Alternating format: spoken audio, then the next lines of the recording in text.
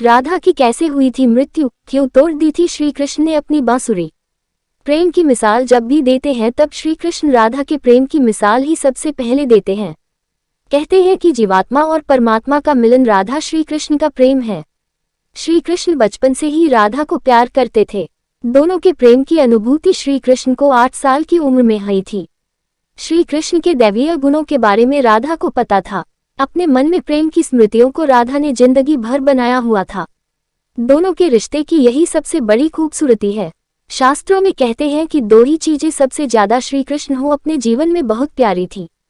श्री कृष्ण की ये दोनों चीजें एक दूसरे से आपस में गहराई से जुड़ी थी और वो थी बांसुरी और राधा। राधा श्री कृष्ण की तरफ उनकी बांसुरी की धुन की वजह से ही खींची गई थी।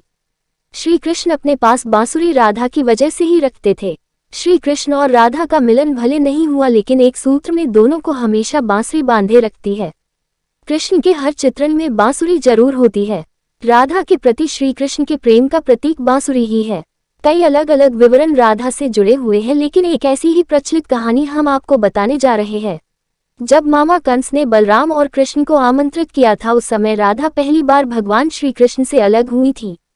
ये खबर जब वृंदावन के वासियों ने सुनी तो वह बहुत दुखी हो गए। जब श्री कृष्ण मथुरा जा रहे थे उससे पहले वह राधा से मिले थे। राधा को श्री कृष्ण के मन की हर गतिविधि पता थी। कृष्ण ने राधा को अलविदा कहा और फिर दूर हो गए। राधा से कृष्ण ने वादा किया था कि वह वापस आएंगे, लेकिन उनके पास कृष्ण वापस नहीं आए। हालांकि रुक्मिणी से कृष्ण की शादी भी हो गई। श्री कृष्ण को पाने के लिए रुक्मिणी ने कई तरह के जतन किए थे। अपने भाई रुक्मी के खिलाफ रुक्मिणी ने श्री कृष्ण से शादी की। श्री कृष्ण से जिस तरह राधा प्रेम करती थी उसी तरह से रुक्मिणी भी करती थी। श्री कृष्ण को रुक्मिणी ने एक प्रेम पत्र भेजा था जिसमें लिखा था कि वह उन्हें आकर यहाँ से ले जाएं। उसके बाद रुक्मिणी के पास कृष्ण गए और शादी कर ली। वृंदावन जब कृष्ण ने छोड़ दिया था तब से ही राधा का वर्णन भी कम हो गया। जब अंतिम बार राधा और कृष्ण मिले थे तब कृष्ण से राधा ने कहा था कि वह उनसे भले ही दूर जा रहे हैं लेकिन कृष्ण मने से हमेशा राधा के साथ ही रहेंगे। उसके बाद मथुरा जाकर कृष्ण ने कंस और बाकी के राक्षसों को मारकर अपना काम पूरा किया। उसके बाद द्वारका कृष्ण चले गए प्रजा की रक्षा करने के लिए, जिसके बाद उन्हें द्वारकाधीश के रूप में जाना लगा। वृंदावन से जब कृष्ण गए तो एक अलग ही मोड़ राधा की जिंदगी ने ले लिया था। एक यादव से राधा की शादी हो गई। अपने दाम्पत्य जीवन की सारी रस्में राधा ने पूरी की और बूढ़ी भी हो गई, लेकिन कृष्ण के लिए ही उनका मन तब भी समर्पित था। पत्नी के रूप में सारे कर्तव्य राधा ने पूरे किए थे, वही अपने दैवीय कर्तव्य भी श्री कृष्ण ने निभाए। राधा जब अपने सारे कर्तव्यों से मुक्त हो गई तब वह अपने प्रियतम कृष्ण से अंतिम बार मिलने पहुंची। उन्होंने कृष्ण की रुक्मिणी और सत्यभामा से विवाह के बारे में द्वारका जाकर उन्हें पता चला, लेकिन वह बिल्कुल भी निराश नहीं हुई। राधा को जब कृष्ण ने देखा ताए वह बहुत ही खुश हुए। एक दूसरे से दोनों ने संकेतों के जरिए काफी देर तक बात की। कान्हा की नगरी द्वारिका में राधा को कोई नहीं जानता था। कृष्ण ने महल में राधा को देविका के रूप में उनके अनुरोध पर नियुक्त किया। महल में दिन भर राधा रहकर सारे काम करती थी। जब राधा को मौका मिलता था तो वह कृष्ण के दर्शन करती थी।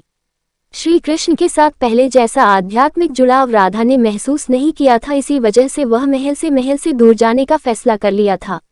ऐसा फैसला उन्होंने इसलिए लिया ताकि श्री कृष्ण के साथ गहरा आत्मीय संबंध वह दूर जाकर 2 बार स्थापित कर पाएंगी। वह कहाँ जा रही है उन्हें नहीं पता था, लेकिन भगवान श्री कृष्ण जानते थे। जैसे जैसे समय बीतता गया राधा अकेली और कमजोर हो गई। उस समय भगवान श्री कृष्ण की आवश्यकता राधा को हुई। भगवान श्री कृष्ण अंतिम समय में उनके सामने आए। राधा से श्री कृष्ण ने कहा कि वह कुछ उनसे मांगे, लेकिन राधा ने उनसे इनकार कर दिया। दोबारा राधा से कृष्ण ने अनुरोध किया तो उन्होंने कहा कि वह एक अंतिम बार उनके लिए बांसुरी बजा दें। बांसुरी लेकर श्री कृष्ण सुरीली धुन में बजाने लग गए। दिन रात तब तक बांसुरी श्री कृष्ण ने बजाई जब तक आध्यात्मिक रूप से राधा कृष्ण में विलीन नहीं हो गई। अपने शरीर को राधा ने बांसुरी की धुन सुनते सुनते त्याग कर दिया। कृष्ण जानते थे कि उनका प्रेम अमर है। इसके बाद भी राधा की मृत्यु को बर्दाश्त वह नहीं कर पाए। प्रेम के प्रतीकात्मक अंत के रूप में कृष्ण ने अपनी बांसुरी तोड़ दी और झाड़ियों में फेंक दी। श्री कृष्ण ने इसके बाद से जीवन भर कोई भी वादक यंत्र या बांसुरी नहीं बजाई। शास्त्रों में कहा जाता है कि नारायण ने जब श्री कृष्ण के रूप में द्वापर युग में जन्म लिया था, उस युग में राधा रानी के रूप में माँ लक्ष्मी ने जन्म लिया था, ताकि उनके साथ वह मृत्यु लोक में रहें। अगर आपको ये जानकारी अच्छी लगी हो तो वीडियो को लाइक शेयर करें और चैनल को सब्सक्राइब करें।